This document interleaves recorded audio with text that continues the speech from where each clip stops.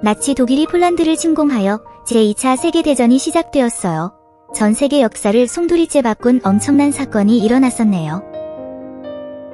대한항공 007편 격추 사건이 발생했어요.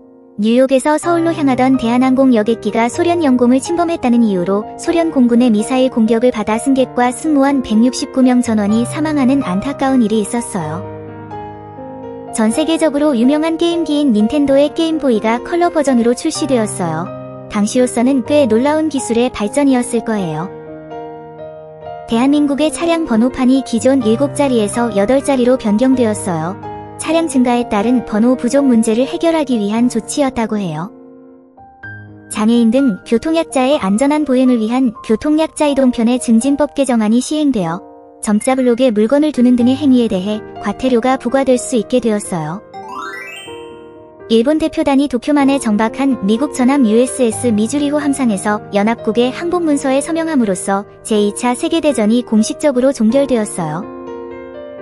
미국 최초의 현금 자동 입출금기가 뉴욕 롱아일랜드의 케미컬 뱅크 지점에서 처음으로 대중에게 공개되었어요.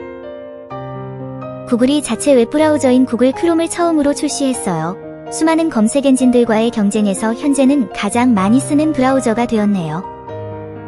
한반도에는 제9호 태풍 마이삭이 상륙했고 수단에서는 100년 만에 가장 높은 수준으로 나일강이 범람해서 대홍수가 발생했어요. 올해는 자연재해 피해가 적었으면 하는 바람이에요. 인도가 성공적인 달 착륙에 이어 태양을 연구하기 위한 첫 번째 위성인 아디티아 L1을 발사했어요. 이로써 인도는 아시아 국가 중 최초로 태양 주위 궤도에 위성을 안착시킨 국가가 되었어요. 이틀 전에 발생한 독일의 폴란드 침공에 대항하여 영국과 프랑스가 독일에 선전포고를 하고 세계대전에 참전을 하게 되었어요.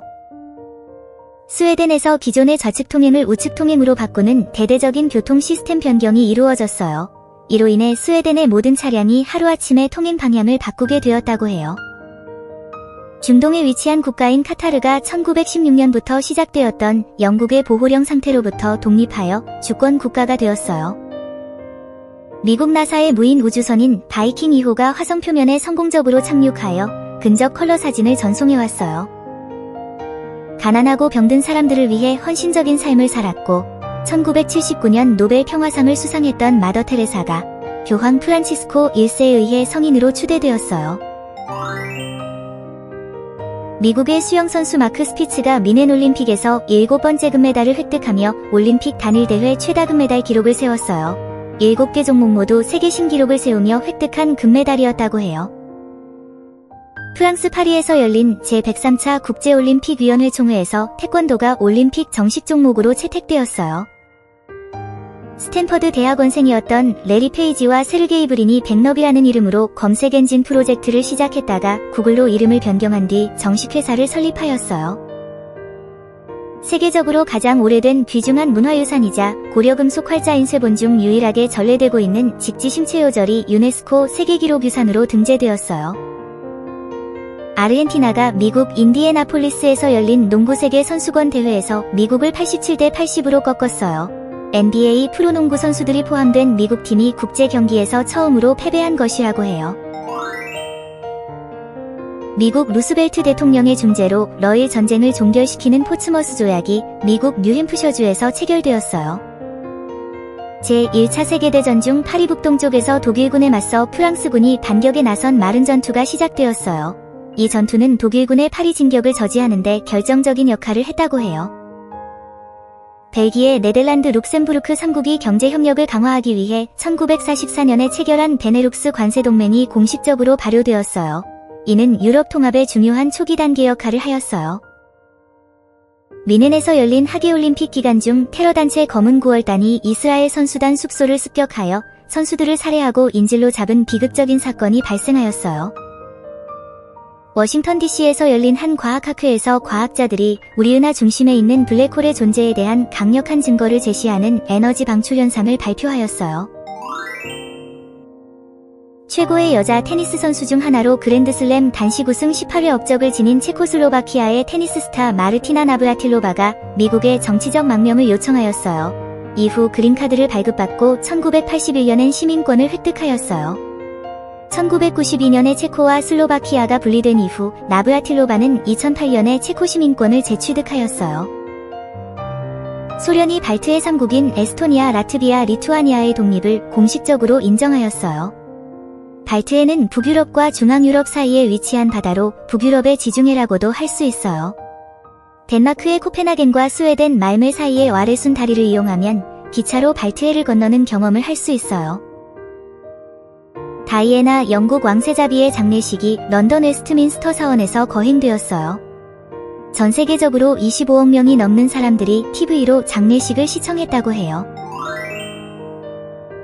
나사가 보이저 1호를 발사했어요. 이 우주선은 인류 역사상 가장 멀리 날아간 탐사선으로 현재도 태양계를 벗어나 항해 중이에요. 이집트에서 다당제 대통령 선거가 처음으로 실시되었어요. 이집트 현대사에서 처음으로 여러 후보가 출마하여 경쟁한 선거였기 때문에 이는 당시 이집트 정치에서 매우 중요한 변화였어요. 대한민국 서울에서 용산 참사 관련 철거 및 농성이 종료되었어요. 도시 재개발 과정에서 발생한 사회적 갈등과 비극적인 인명피해로 인해 사회적으로 큰 파장이 발생했던 일이었어요. 엘살바도르가 세계 최초로 비트코인을 법정화폐로 채택하였어요. 이는 암호화폐의 역사에서 중요한 순간이자 국가가 비트코인을 공식적으로 인정한 첫 사례였어요. 제2차 세계대전의 종전 이후 일본과 연합국 48개국이 샌프란시스코에서 평화조약을 체결하였어요. 이 조약으로 일본은 주권을 회복했지만 영토를 포기하고 배상 의무를 지게 되었어요. 뉴욕 유엔 본부에서 열린 새천년 정상회의에서 전세계 189개국 정상들이 빈곤, 질병, 문맹 퇴치를 위한 새천년 개발 목표를 발표하였어요. 영세 중립국 정책을 고수해오던 스위스가 국민투표를 통해 유엔 가입을 결정하였어요. 지름 18m의 소행성 2014RC가 지구와 달 사이 거리의 10분의 1인 39,900km까지 접근하여 지구 궤도를 스쳐 지나갔어요. 영국의 여왕 엘리자베스 2세가 96세의 나이로 서거하였어요. 그녀는 영국 역사상 가장 오랜 기간 동안 재위한 군주였어요. 제2차 세계대전 중 일본의 수상기가 오리건주에 불꽃탄을 투하하였어요. 이는 미국 본토에 대한 최초의 공습이었어요. 엘비스 프레슬리가 에드 설리번 쇼에 처음 출연하였어요. 이는 단순한 방송 출연을 넘어 미국 대중문화에 엄청난 영향을 미친 사건이었고 역대 TV 프로그램 최고 시청률 중 하나를 기록하며 6천만 명 이상의 시청자가 그의 무대를 지켜보았어요. 로큰롤의 대중화 및 주류 편입, 성적 표현의 규범 파괴, 텔레비전의 영향력 확대, 젊은이들의 정체성 형성 및 청년 문화의 시작 등과 같이 엘비스의 방송 출연은 대중문화에 큰 영향을 주었어요. 아랍에미리트의 두바이에 아라비아 반도 최초의 도시 철도인 두바이 메트로가 개통되었어요. 대한민국에서는 경찰 간부들이 병가기간에 해외여행을 다녀온 사실이 알려져 논란이 되었고요. 동덕여대에서는 남녀공학 전환에 반대하는 시위가 일어났어요. 브로드웨이의 최장기 뮤지컬 캐츠가 7,485회 공연을 끝으로 막을 내렸어요. 이 기록은 2006년 같은 작곡가인 앤드루 로이드 웨버의 오페라 유령에 의해 깨질 때까지 유지되었어요. 시에라리온에서 영국군 포로 6명을 구출하기 위한 바라스 작전이 성공적으로 완료되었어요. 이 작전은 시에라리온 내전을 종식시키는 데 기여하였어요. 영국의 TV쇼 누가 백만장자가 되고 싶은가의 참가자 찰스 잉그램이 100만 파운드 웃음을 차지했지만 이후 아내의 기침소리로 부정행위를 한 것이 밝혀져 논란이 되었어요. 세계 최강의 입자 가속기인 거대 강입자 충돌기가 스위스 제네바에 있는 유럽 입자 물리 연구소에서 첫 가동을 시작했어요. 이는 인류 역사상 가장 큰 과학 실험 중 하나로 평가받고 있어요. 대한민국 서울에서 역대 가장 늦은 열대야가 관측되고 9월에도 무더위가 이어지며 기상이변에 대한 우려가 커졌어요. 남아프리카에서 활동하던 마하트마 간디가 인종차별에 항의하며 비폭력 무저항 운동인 사티아그라하를 시작하였고 이는 훗날 인도의 독립운동에 큰 영향을 주었어요. 대한민국 임시정부가 기존의 대의제와 집정관제를 폐지하고 국무총리 중심의 내각 책임제를 채택하며 새로운 임시헌법을 공포하였어요.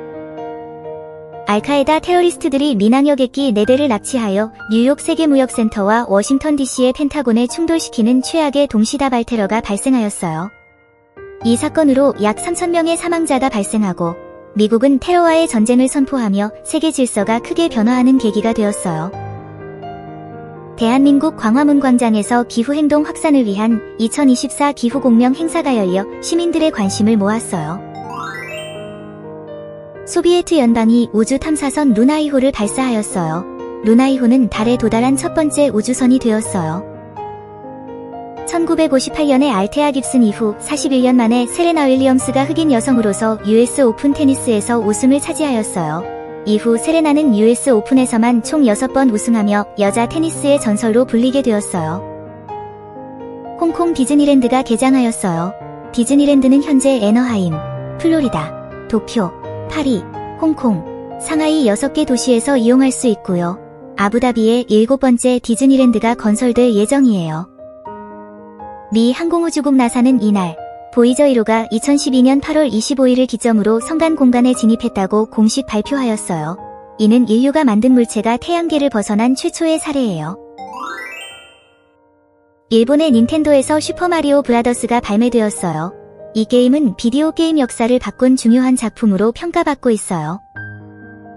강력한 태풍 매미가 대한민국을 강타하여 막대한 인명 및 재산 피해를 입혔어요. 이는 한국 현대사에서 가장 큰 태풍 피해 중 하나로 기록되었어요. 미국의 유명 토크쇼 진행자인 오프라 윈프리가 자신의 쇼에 나온 모든 방청객 276명에게 신형 폰티악 G6 세단을 선물하였어요. 당신은 차를 받아요. 당신도 차를 받아요. 모두 차를 받아요라는 그녀의 외침은 큰 화제가 되었어요. 유럽 난민 위기가 심화되자 독일은 오스트리아와의 국경에 통제를 재개하였어요. 이는 셴겐 조약에 따라 국경을 개방했던 유럽 국가들이 난민 문제로 인해 국경 통제에 나선 중요한 사례가 되었어요. 에스토니아가 국민 투표를 통해 유럽 연합 가입을 승인하였어요. 에스토니아는 노래혁명으로 불리는 민족운동을 통해 독립을 추진하던 중 소련 해체 과정에서 독립을 쟁취했었던 발트 3국 중 하나예요. 프랑스 정부가 로마족, 즉 집시의 강제 추방 정책을 발표하여 인권 침해 및 인종차별 논란이 일면서 이에 항의하는 시위가 프랑스 전역에서 일어났어요. LIGO와 버고 연구진이 아인슈타인의 일반 상대성 이론에서 예측된 중력파를 처음으로 직접 관측하였어요. 이는 과학계의 역사적 사건으로 이 발견은 다음 해 2월 11일에 공식 발표되었어요. 맨체스터 대학이 금성 대기에서 포스핀 가스를 발견했다고 발표하였어요. 이 가스는 지구에서는 생명체와 관련이 있기 때문에 외계 생명체의 존재 가능성을 시사하는 것으로 주목받았어요.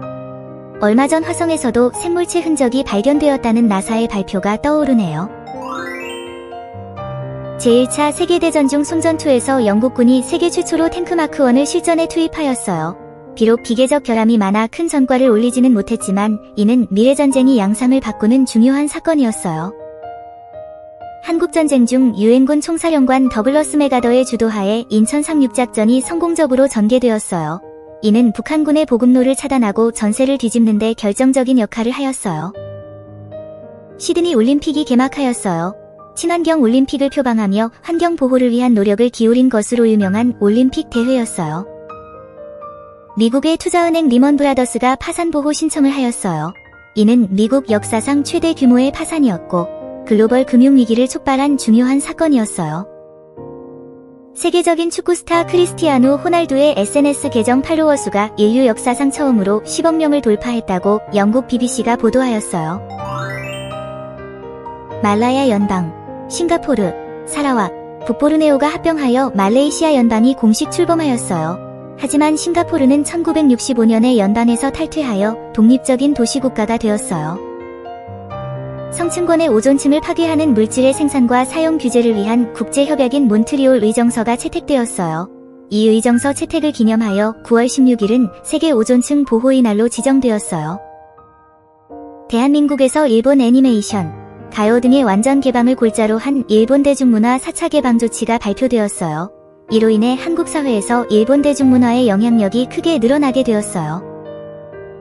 프랑스에서 영국으로 가려던 선박이 전복되면서 중동과 아프리카 출신 난민들의 인명사고가 발생하였어요. 난민 문제는 무조건적인 대척이나 무조건적인 수용 둘 다 쉽지 않은 전 세계가 해결해야 할 어려운 문제인 것 같아요. 제2차 세계대전 중 독일의 폴란드 침공 후 소련군이 독소 불가침 조약의 비밀 의정서에 따라 폴란드 동부를 침공하였어요. 이로써 폴란드는 동서양면에서 공격을 받게 되었어요. 중국 충칭에서 대한민국 임시정부가 한국 광복군 창설을 선언하였어요. 이는 일제강점기 독립운동의 중요한 군사적 기반이 되었어요. 대한민국 서울에서 제24회 하계올림픽이 개막하였어요. 냉전 시기에 동서진영이 모두 참여한 화합의장으로 대한민국을 전 세계에 알리는 중요한 계기가 되었어요. 대한민국과 조선민주주의 인민공화국이 동시에 국제연합에 가입하였어요. 이는 남북관계의 새로운 전환점이 된 사건이에요.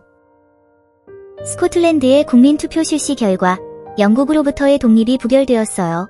경제적 위험과 불확실성을 피하고 안정적인 영연방의 일원으로 남는 것을 선택한 유권자들이 더 많았기 때문이에요.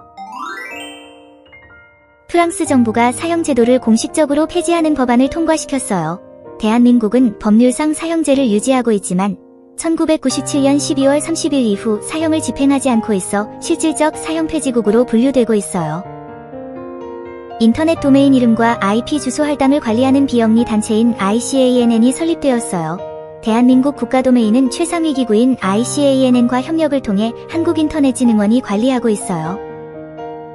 미국 최장수 TV 드라마인 가이딩 라이트가 무려 72년간의 방송을 끝으로 종영하였어요. 이 드라마는 라디오에서 시작하여 TV로 이어져 기네스북에도 등재되었어요. 독일의 한 연구에서 기후변화가 계속될 경우 2049년 한국의 소득이 10에서 20% 감소할 것이라는 예측이 나왔고 기후위기에 대한 국제적인 관심이 높아졌어요. 영국의 전 총리 윈스턴 처칠이 스위스 취리히 대학에서 연설하며 유럽 합중국 창설을 제안하였어요. 이는 유럽연합의 전신인 유럽평의회 창설에 큰 영향을 주었어요. 미국의 법무장관이 영화 라임라이트의 시사회를 위해 런던으로 향하던 배우 찰리 채플린의 미국 재입국을 금지하였어요. 이는 메카시즘 시대의 적색 공포의 일환으로 채플린은 사실상 미국에서 추방되었어요. 글래스턴베리 페스티벌이 영국에서 처음으로 개최되었어요. 글래스턴베리 페스티벌은 세계에서 가장 큰 노천에서 벌어지는 세계적으로 유명한 음악 축제이면서 서커스, 극, 코미디, 춤 등의 예술 축제이기도 해요. 1회만 9월에 개최되었고 이후에는 매년 6월마다 축제가 열리고 있어요. LA 다저스 소속 야구 선수 오타니 쇼헤이가 야구 역사상 최초로 한 시즌에 50홈런과 50도루를 기록하는 50-50 클럽에 가입하였어요. 제1회 칸 영화제가 프랑스 칸에서 열렸어요. 원래는 1939년에 개최될 예정이었지만 제2차 세계대전으로 연기되었었어요. 9.11 테러 이후 조지 부시 미국 대통령이 의회 합동연설에서 테러와의 전쟁을 선포하고 국토안보부 창설을 발표하였어요. 미국 군대가 묻지도 말하지도 말라 정책을 공식적으로 폐지하여 성소수자 군인들이 자신의 성 정체성을 밝히고 복무할 수 있게 되었어요. 인스타그램의 공동 설립자인 케빈 시스트롬이 정치적 광고를 전면 금지한다고 발표하였어요. 나사의 소행성 탐사선 오시리스 렉스가 소행성 베누에서 채취한 표본을 지구에 성공적으로 전달한 후 새로운 임무를 시작하며 오시리스 렉스 임무를 종료하였어요. 한국전쟁 중 북한군 공군 조종사 노금석 대위가 미그-15 전투기를 몰고 대한민국으로 귀순하였어요. 한국의 연쇄살인 및 인육 사건으로 악명 높은 범죄 조직인 지존파가 체포되었어요.